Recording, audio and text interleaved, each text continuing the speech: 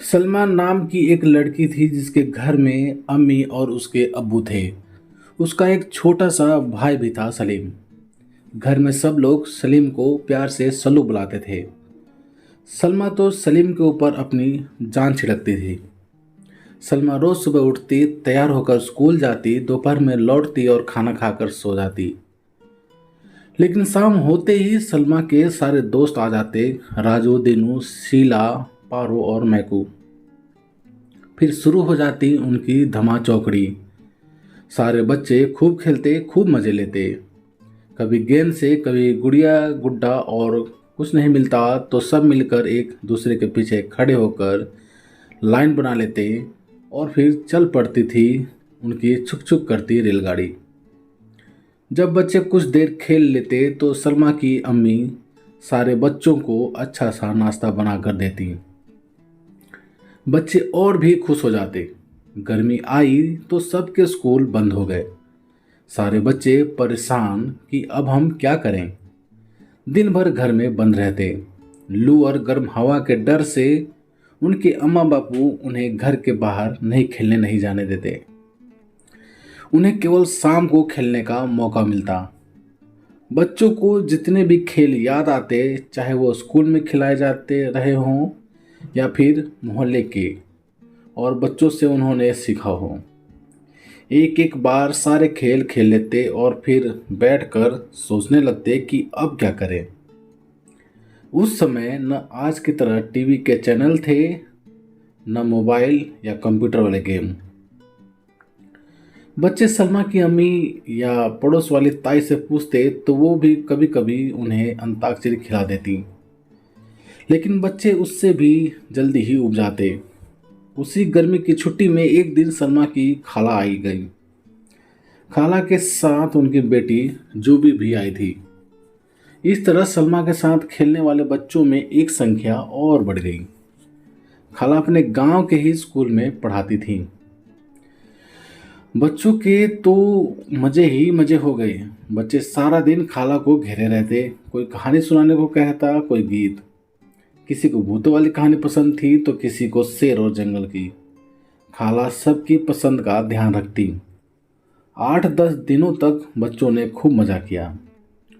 उन्हें रोज खाला जान से नई नई कहानियां सुनने को मिलती।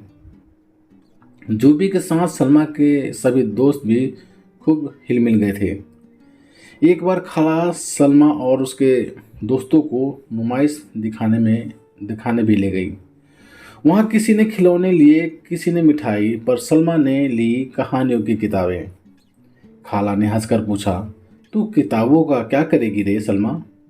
सलमा बड़ी मासूमियत से बोली, खाला जान, जब आप चली जाएंगी तो मैं कहानियों की ये किताबें पढ़ा करूंगी।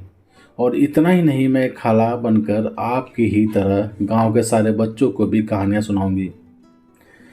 सुनकर खाला खूब हंसी, खूब हंसी। उन्होंने अपनी तरफ से भी सलमा के लिए कई अच्छी अच्छी कहानियों की किताबें खरीद दी। समय बीतते देर नहीं लगती। कुछ ही दिनों के बाद खाला जान अपने गांव वापस लौट गई। जब भी चुबी भी उनके साथ ही चली गई। सलमा और उसके दोस्त फिर परेशान। अब क्या करें, कैसे बिताएं छुट्टियां? राजू ने कहा, चलो सब मिलकर खेलते हैं। वो तो हम रोज ही खेलते हैं, पारो ने मुंह बिचकाकर कहा। मैकू ने सलाह दी कि हम स्कूल का पाठ याद करें।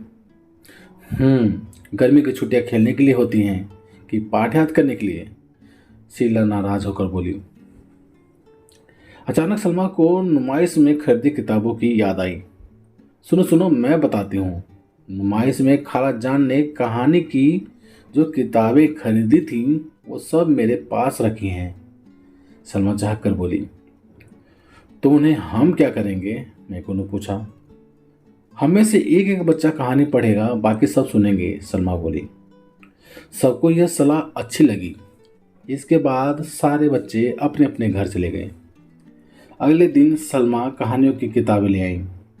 अब रोज दोपहर में सब बारी बारी से एक एक कहानियां पढ़ते और बाकी बच्चे बैठकर सुनते हैं।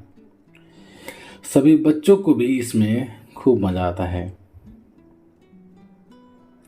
तो प्यारे दोस्तों, आप सभी भी बचपन के दिनों में जब आपके स्कूल की छुट्टियां पड़ जाती थी गर्मियों की, तो आप लोग क्या करते थे और कौन कौन से खेल खेलते थे? प्लीज़ कमेंट करके हमें ज़रूर बताएं। और यदि ये कहानी आप सभी को पसंद आई हो तो लाइक करें, शेयर करें, और चैनल पर नए हो तो प्लीज़ चैनल को सब्सक्राइब भी जरूर करें। चलिए दोस्तों, मिलते हैं आप सभी से ऐसे ही एक और नई कहानी के साथ। तब तक के लिए जय हिंद, वंदे मातरम।